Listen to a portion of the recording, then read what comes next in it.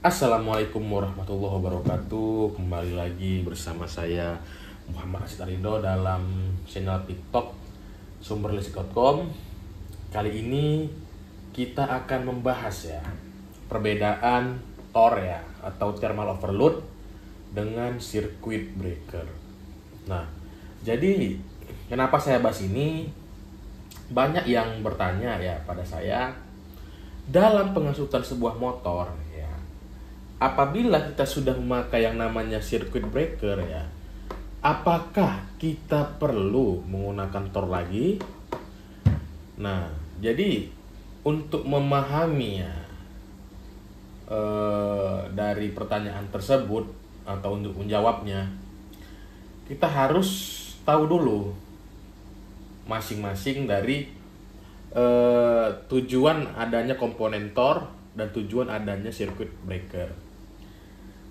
Dari sini nanti kita nampak gitu ya, apakah nanti jawabannya ketemu ketika sudah pakai circuit breaker, apakah perlu pakai TOR lagi ya. Jadi dari dua komponen ini itu berbeda ya fungsinya. Oke, baik, pertama kita ke circuit breaker ya. Circuit breaker circuit breaker. Nah, circuit breaker ini ya fungsinya untuk satu, proteksi beban lebih. Nah, pertama itu adalah proteksi beban lebih.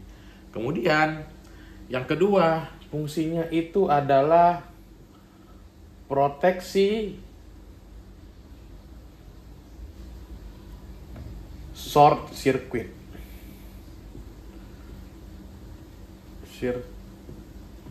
Nah, jadi untuk circuit breaker ya, inilah dia ya dari dua ini.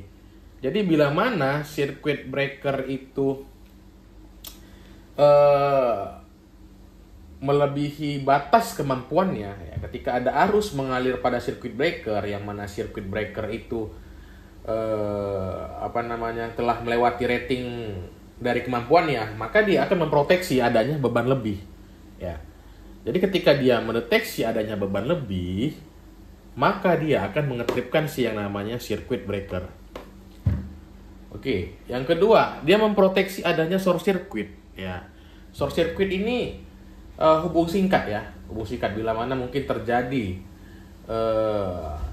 fasa antar RS atau RT atau ST itu terjadi short ya, atau saling berjumpa, atau pada motor listrik ya, motornya rusak, terjadi short circuit, maka circuit breaker ini akan mengamankan ya. Jadi kalau nggak ada circuit breaker, bila terjadi short circuit itu bisa terbakar.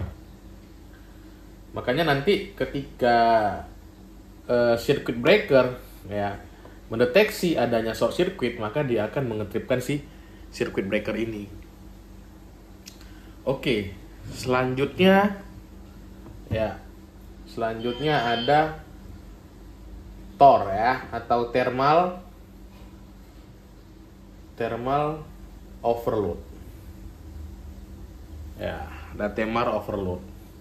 Nah, thermal overload ini ya memproteksi ya, proteksi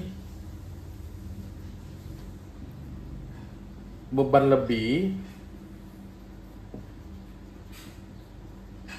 berdasarkan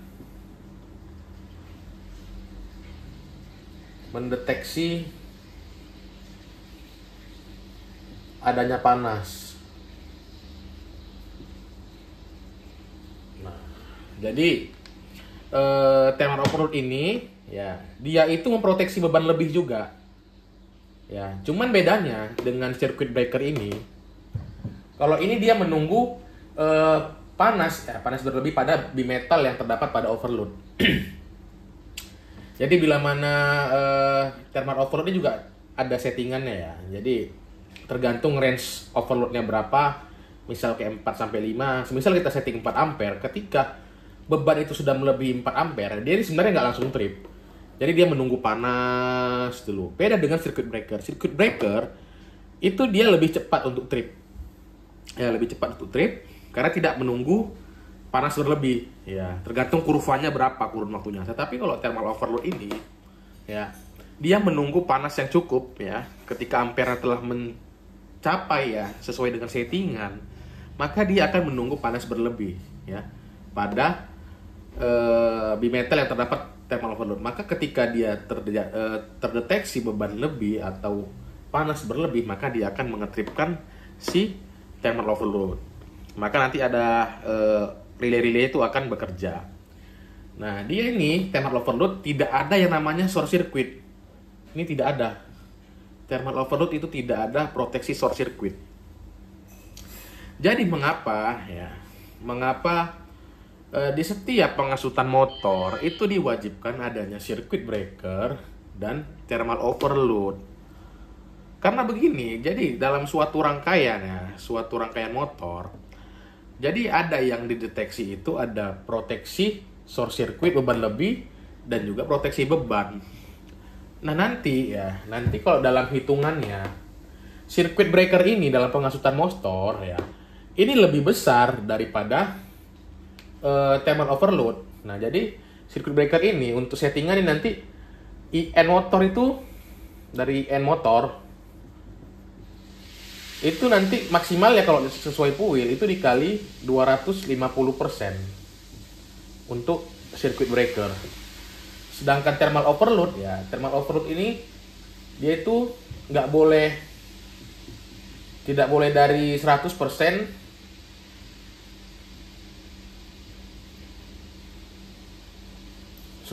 Tidak boleh lebih dari 100% dari IN motor. Jadi makanya untuk jawabannya apakah ketika pengasutan motor kalau sudah pakai circuit breaker itu perlu thermal overload? Jawabannya perlu. Karena bila mana kita seorang teknisi ini kejadian di suatu pabrik.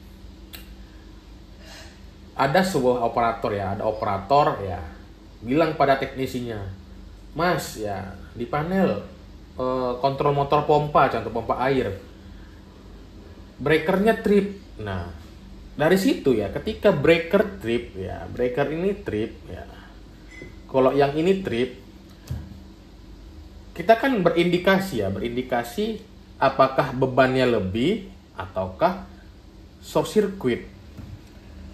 Jadi kita harus bijak dalam seorang electrical engineer itu mencari sebuah masalah Jangan ngasal. Kita lihat dulu yang mana yang trip.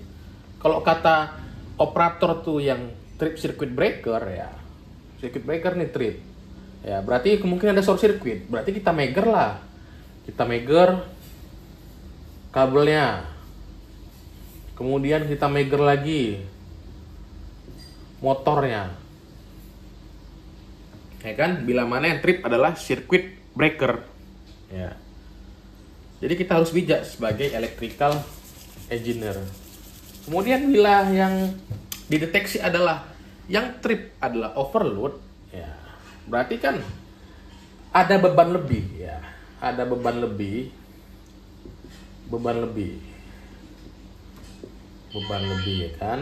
Jadi kita harus bijak juga Kan saya bilang tadi untuk thermal overload itu nggak boleh 100% dari kemampuan motor. Jadi semisal in motor itu in motornya itu in motor kita katakan 10 ampere.